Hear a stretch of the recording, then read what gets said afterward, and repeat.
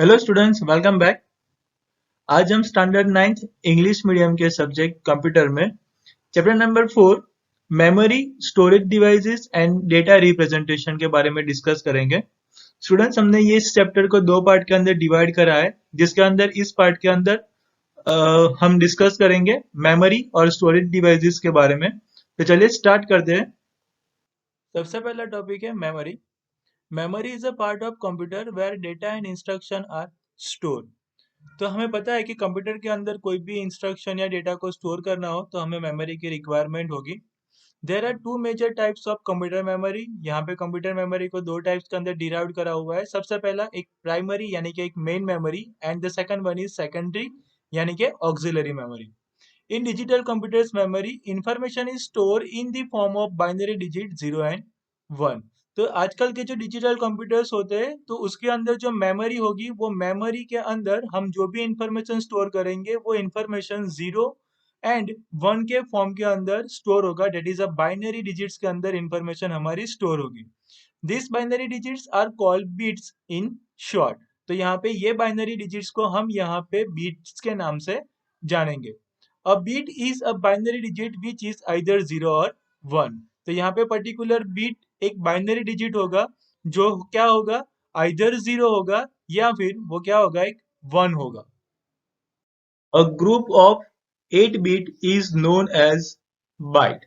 तो यहाँ पे जो 0101 का कॉम्बिनेशन रहेगा वो 0101 का कॉम्बिनेशन अगर 8 डिजिट तक जाता है तो यहाँ पे हम उसको कहेंगे बाइट। यानी कि 01010101 मिलाकर अगर 8 वहां पे वो कॉम्बिनेशन हो जाता है यानी कि 8 बिट हो जाएंगे तो वहां पे उसको बोला जाएगा 1 bite. Storage capacity of a computer memory is measured in terms of bytes in the form of kilobyte, megabyte, gigabyte and terabyte।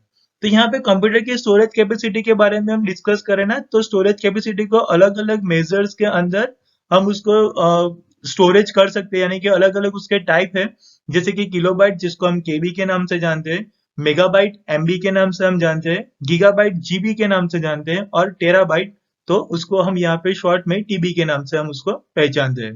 तो आपकी अलग अलग पेन ड्राइव है, हार्ड डिस्क से अलग अलग, तो ये आप उसको जीबी और टीबी के अंदर उसको हम मेजर करते हैं कि भाई मेरी पेन ड्राइव 8 जीबी की है, 32 जीबी की है, मेरी हार्ड डिस्क 500 जीबी की है या फिर 1 टीबी या 2 टीबी की है, एक्सेट्रा वैसे।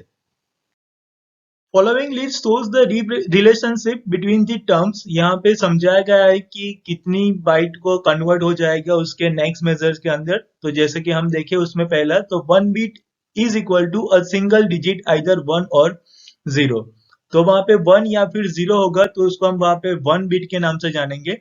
8 bit is equal to 1 byte. तो ये 1 और ये 0 है वो अलग अलग कॉम्बिनेशन मिलाकर अगर 8 बिट हो जाते हैं वहां पे तो वहां पे वो हो जाएगा इज इक्वल टू 1 बाइट। यानी कि लिखा हुआ है कि combination of ones and zeros. तो 1 और 0 का कॉम्बिनेशन यहाँ पे वो बन जाएगा 1 bite. 2 raised to 10 bytes is equal to 1024 bytes is equal to 1 kilobyte, that is a KB। तो ऐसे ये 1 बाइट, 2 बाइट, 3 बाइट, 4 बाइट वैसे करके यहाँ पे 1024 बाइट्स हो जाएंगे तो वो इक्वल करेगा 1 KB को, यानी कि 1 किलोबाइट वो कहलाएगा। फिर 2 raised to 20 bytes is equal to 1024 kilobytes. तो यहाँ पे ऐसे 1 किलोबाइट, 2 किलोबाइट, 3 किलोबाइट वैसे होकर 1024 किलोबाइट्स हो जाएगा। तो वो कन्वर्ट हो जाएगा नेक्स्ट मेजरमेंट में यानी कि 1 मेगाबाइट, दैट इज 1 MB के अंदर। फिर आगे है कि 2 raised to 30 bytes is equal to 1024 megabytes is equal to 1 gigabytes, that is 1 GB। तो ऐसे ही 1 MB, 2 MB, 3 MB वैसे करके 1024 MB हो जाएगा तो वो कन्वर्ट हो जाएगा 1 GB के अंदर। और same as 2 raised to 40 bytes is equal to 1024 gigabytes is equal to 1 TB, that is a TB। जैसे 1 GB, 2 GB, 3 GB, 4 GB कर 1024 GB हो जाएगा तो वो कन्वर्ट हो जाएगा 1 TB के अंदर। ओके, नेक्स्ट हम देखें कि following figure represents memory hierarchy. यहाँ पे मेमोरी की हायरार्ची दिखाई है। कंप्यूटर मेमोरी को दो टाइप के अंदर डिराइव करा है, that is a primary and secondary memory. तो प्राइमरी मेमोरी के अंदर देखें तो और दो पार्ट वहां पे हो जाएगा, रैम और रोम। और रैम के अंदर और एक पार्ट की एस रैम और डी रैम, और वहां पे रोम के अंदर भी पी रोम, ईपी रोम, ईईपी रोम, वैसे करके अलग अलग वहां पे पार्ट्स हो जाते हैं। और सेकेंडरी मेमोरी देखें तो हमारा permanent storage that is a hard disk, CD ROM, pen drive, memory card etcetera, वहां पे वो सेकेंडरी मेमोरी के अंदर आएंगे। तो चलिए डिस्कस करते हैं ये प्राइमरी और सेकेंडरी मेमोरी के बारे में। तो सबसे पहले है यहाँ पे प्राइमरी मेमोरी। तो primary memory is also known as main memory in which data is store for quick access by the computer's processor. तो प्राइमरी मेमोरी को यहाँ पे मेन मेमोरी के नाम से भी जाना जाएगा कि अगर हमें वो डेटा को क्विक एक्सेस करना हो तो क्विक एक्सेस करने के लिए हम वहां पे प्राइमरी मेमोरी का यूज करते हैं, यानी कि कंप्यूटर का प्रोसेसर वो उस टाइप के डेटा को वहां पे कहाँ पे स्टोर करेगा, प्राइमरी मेमोरी के अंदर। It is made up of large number of cells and each cell is identified by a number called an address of a cell। तो यहाँ पे जो ये प्राइमरी मेमोरी का जो लोकेशन होगा ना वो अलग अलग सेल से बना हुआ होगा और हर एक सेल यहाँ पे एक नंबर से जाना जाएगा। तो पर्टिकुलर एक सेल का वहां पे एक मेमोरी एड्रेस भी होगा जहाँ पे अपना डेटा या फिर जो भी इंफॉर्मेशन है, इंस्ट्रक्शन है, वो वहां पे स्टोर होगी उसके लिए। The primary memory is organized in such a fashion that the time required to store or retrieve the data from a cell is independent of the cell address, meaning any location of the memory can be chosen randomly for use, and so this memory is also known as a random access memory। तो यहाँ पे particular primary memory के बारे में बात करें ना, तो जो भी हम वहाँ पे इंफॉर्मेशन स्टोर करेंगे या फिर पर्टिकुलर डेटा को हमें रिट्राइव करने के लिए हमें जो भी एड्रेस की रिक्वायरमेंट होगी ना, तो वो एड्रेस यहाँ पे एक इंडिपेंडेंट है, यानी कि हम जहां भी वो जो भी चाहे वो उस पर्टिकुलर रैंडम एड्रेस के अंदर अपना डेटा या फिर अपनी जो भी इंफॉर्मेशन है वो स्टोर होगी। हम वहां पे पर्टिकुलर एड्रेस को चूज नहीं कर सकते। हम कंप्यूटर खुद से एक रैंडम एड्रेस, एक रैंडम सेल के अंदर वो वहां पे क्या करेगा, डेटा या फिर इंस्ट्रक्शन को वहां पे वो स्टोर करके देगा ताकि हम उसको क्विक एक्सेस कर सके। इसीलिए ये यहाँ पे जो रैंडम एड्रेस के थ्रू हमारा डेटा स्टोर होता है, इसीलिए हम प्राइमरी मेमोरी को रैंडम एक्सेस मेमोरी के नाम से भी जानते हैं। यहाँ पे एक नोट है कि there are other access method which are not random, that is example दिए कि sequential access that is a first in first out and the second one is last in first out. तो कुछ ऐसी भी methods है कि जो वहां पे रैंडम नहीं है, यानी कि वो कोई भी नहीं हो सकता, जैसे कि एक सीक्वेंशियल एक्सेस है जिसमें सबसे पहले एक एग्जांपल दिया कि first in first out that is a FIFO method. तो जो इंस्ट्रक्शन सबसे पहले आएगी वो सबसे पहले जाएगी, वैसी वहां पे मेथड रहेगी। और दूसरा है last in first out method that is a LIFO method. तो इसके अंदर ऐसा होगा जो सबसे लास्ट में इंस्ट्रक्शन आएगी ना वो सबसे पहले जाएगी। ओके, तो दोनों में फर्क ये रहेगा, फर्स्ट इन फर्स्ट आउट में पहली इंस्ट्रक्शन पहले ही जाएगी और लास्ट इन फर्स्ट आउट के अंदर लास्ट इंस्ट्रक्शन जो होगी वो सबसे पहले जाएगी। फिर है random access memory is a volatile memory and the content written in a RAM requires the continuous power supply to retain it in the memory। तो यहाँ पे जो हमारी रैंडम एक्सेस मेमोरी है वो एक वॉलेटाइल मेमोरी है, क्योंकि रैम के अंदर जो हमने कंटेंट को स्टोर करके रखा है वो वहां पे स्टोर रहे, उसके लिए वहां पे उसको कंटिन्यू पावर सप्लाई चाहिए। अगर पावर सप्लाई कट हो गया तो रैम के अंदर जो इंफॉर्मेशन होगी वो वहां से लॉस्ट हो जाएगी, हम उसको रिकवर नहीं कर पाएंगे। There are two basic types of RAM, that is a static RAM and the second one is dynamic RAM। तो यहाँ पे RAM के भी दो टाइप है, एक static RAM और दूसरा dynamic RAM। Computer also contain read only memory. तो कंप्यूटर को भी अगर हम उसको देखें तो वो read only memory that is ROM को सपोर्ट करता है। As the name suggest contents of ROM can only be read. तो यहाँ पे जो रोम के अंदर जो मेमोरी होगी ना उसको सिर्फ हम उसको वहां पे रीड कर पाएंगे, उसके अंदर हम कुछ भी राइट नहीं कर सकते। Unlike RAM, ROM retains its content even when the computer is turn off. There are three basic types of ROM, that is a PROM, second one is EPROM and the third one is EEPROM।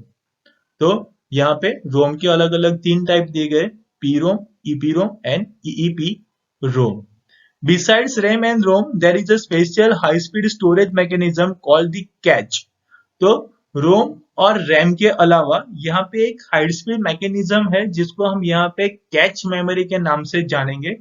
Catch memory is small and high speed memory within the computer central processing unit for frequent access. तो cache memory क्या है? तो cache memory यहाँ पे क्या करेगी, जो हमें इंस्ट्रक्शन या फिर जो डेटा हमें वहां पे जो फास्ट चाहिए, ओके, तो वो हमें सीपीयू की मदद से वो क्या करेगा, एक्सेस कर कर हमें फास्ट वो इंस्ट्रक्शन या फिर डेटा हमें वो झड़प से लाकर वो हमें देगा। ओके, तो cache memory is a small part of memory जो रैम और रोम से भी क्या है, थोड़ी स्पीडी है, जो हमें हाई स्पीड डेटा प्रोवाइड करती है। फिर नेक्स्ट पॉइंट है सेकेंडरी मेमोरी। तो सेकेंडरी मेमोरी और storage is used to store data and instruction for long time so that they can be used later। तो सेकेंडरी मेमोरी या फिर जो स्टोरेज है, सेकेंडरी स्टोरेज, उसके अंदर जो भी डेटा या फिर इंस्ट्रक्शन को हम स्टोर करेंगे वो लॉन्ग टाइम पर्पस के लिए स्टोर होगा, जिसका हमें यूज बाद में करना है। तो परमानेंट स्टोरेज उसको हम कह सकते हैं कि the secondary storage stores the large amount of data, instruction and the information permanently. तो यहाँ पे जो सेकेंडरी स्टोरेज है वो यहाँ पे बल्क में डेटा वो स्टोर करेगा, इंस्ट्रक्शन को भी स्टोर कर सकता है, या फिर जो भी हमने इंफॉर्मेशन डाली हुई है वो इंफॉर्मेशन को भी परमानेंटली वो स्टोर करेगा। जब तक यूजर अपने आप खुद से वो डिलीट नहीं करता तब तक वो परमानेंट स्टोरेज मेमोरी में से डिलीट नहीं होगा। दैट इज अपनी हार्ड डिस्क है, पेन ड्राइव है, सीडी है, etcetera. Secondary storage is not directly accessed by the processor of computer but requires use of computer's input or output channel। तो जो भी हमने सेकेंडरी स्टोरेज के अंदर जो इंफॉर्मेशन स्टोर करी हुई है वो इंफॉर्मेशन को एक्सेस करने के लिए प्रोसेसर डायरेक्ट काम नहीं करेगा। उसके लिए उसको चाहिए कोई भी टाइप की इनपुट या फिर आउटपुट चैनल कि जिसके थ्रू वो सेकेंडरी मेमोरी में रखी हुई इंस्ट्रक्शन या फिर डेटा को एक्सेस कर सके। तो प्रोसेसर डायरेक्ट एक्सेस नहीं कर सकता। Secondary memory is non volatile and it is also known as auxiliary memory और स्टोरेज। तो सेकेंडरी मेमोरी को हम यहाँ, सेकेंडरी मेमोरी हमारी यहाँ पे नॉन वॉलेटाइल मेमोरी है और इसीलिए उसको यहाँ पे ऑक्सिलरी मेमोरी या फिर स्टोरेज के नाम से भी जाना जाएगा। The popular secondary storage devices are hard disks, compact disks, digital versatile disks and the pen drives। तो हम यहाँ पे सेकेंडरी स्टोरेज डिवाइसेस के बारे में बात करें तो यहाँ पे कौन कौन से डिवाइसेस होंगे, तो हार्ड डिस्क है, compact disc that is your CDs, digital versatile disc that is your DVDs and the pen drives. आप लोग जो यूज कर रहे हो वही कि जो सेकेंडरी स्टोरेज डिवाइसेस है जो परमानेंट स्टोरेज कर अपने डेटा को संभाल कर रखता है। फिर नेक्स्ट टॉपिक है data representation into computers memory. तो computer being an electronic device operates on electricity which has only two states, on and off, and so it requires a special bi-state language having only the two symbol। तो हमें पता है कि computer एक electronic device है जिसको operate करने के लिए हमें इलेक्ट्रिसिटी की रिक्वायरमेंट होती है और इलेक्ट्रिसिटी के अंदर सिर्फ दो ही स्टेट होते हैं, डेट इज ऑन और of. Okay, on end of, वहां पे उसके दो ही स्टेट होते हैं। तो इसीलिए हमें भी क्या चाहिए कि कंप्यूटर की लैंग्वेज को समझने के लिए हमें वहां पे एक बाई स्टेट लैंग्वेज चाहिए जिसके अंदर सिर्फ दो ही सिंबल हो।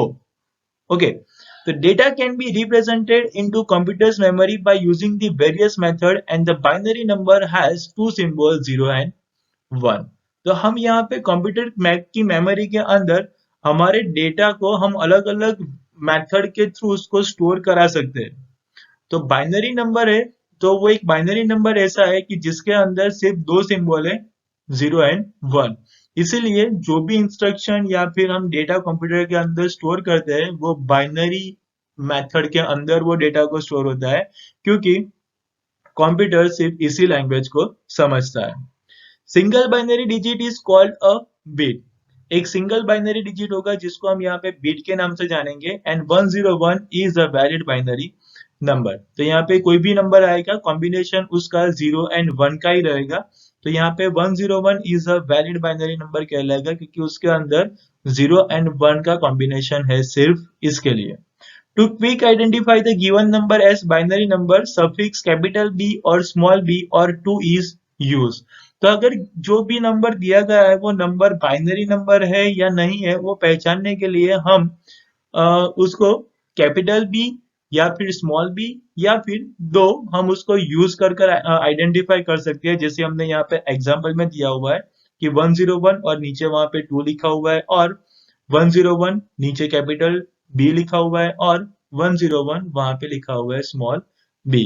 आप वहां पे उसको कैपिटल बी, स्मॉल बी या फिर ऐसे 2 करके भी उसको आइडेंटिफाई करा सकते हो कि जो भी नंबर दिया गया है वो नंबर कैसा है, बाइनरी फॉर्म के अंदर है इसलिए। The number 101 represented in a decimal number system can be written as 101D or 101 small d or 101 10। तो यहाँ पे 101 नंबर को अगर हम डेसिमल नंबर के अंदर हम उसको दिखाना चाहे, रिप्रेजेंट करना चाहे, तो हम उसको इस तरह से डिफाइन कर सकते हैं, जैसे कि यहाँ पे मेंशन करा हुआ है कि 101 कैपिटल डी लिखा हुआ है, 101 स्मॉल डी लिखा हुआ है, 101 और वहां पे 10 लिखा हुआ है। उस तरह से आप उसको डिस्क्राइब कर सकते हो। जो भी आप बेस ले रहे हो उस बेस के मुताबिक आप उसको वहां पे डिस्कस या फिर डिस्क्राइब करा सकते हो। जैसे कि वहां पे बाइनरी नंबर था तो बी का यूज करा, यहाँ पे डेसिमल है तो वहां पे आप डी का यूज कर सकते हो। अगर आपको वहां पे ऑक्टल यूज कर रहे हो तो वहां पे आप शायद ओ का यूज करना चाहो तो वहां पे कर सकते हो, तो गिवन नंबर हो जाएगा वहां पे octal. This number has meaning the 100 plus 00 plus 1 in decimal number system। Simply यहाँ पे बाइफरकेट करा हुआ है, ये कुछ मेथड नहीं है कि 101 को अगर हम उसको डिस्क्राइब करना चाहे तो 101 कैसे बनेगा। तो यहाँ पे 3 डिजिट दिए गए हैं ना, इसलिए यहाँ पे वो 3 बार वो समेशन मीन्स उसको 3 डिजिट के अंदर कन्वर्ट करा हुआ है कि 100 प्लस 00 प्लस 1। ये मैथमेटिकल फॉर्मूलाज हो जाएगी, जो हम छोटे थे तब वहां पे हम उसको कैलकुलेट करते थे वैसे कि 3 डिजिट तक है तो वहां पे दैट मीन्स वो 100 हो जाएगा, 1 और 2 जीरो उसके बाद लिखे हुए हैं। फिर वहां पे 0 है तो एक 0 ऐड करना है, दैट इज 00 और लास्ट में 1। तो वैसे कर कर आप वहां पे उसको मेंशन करा सकते हो, तो वो बन जाएगा 101।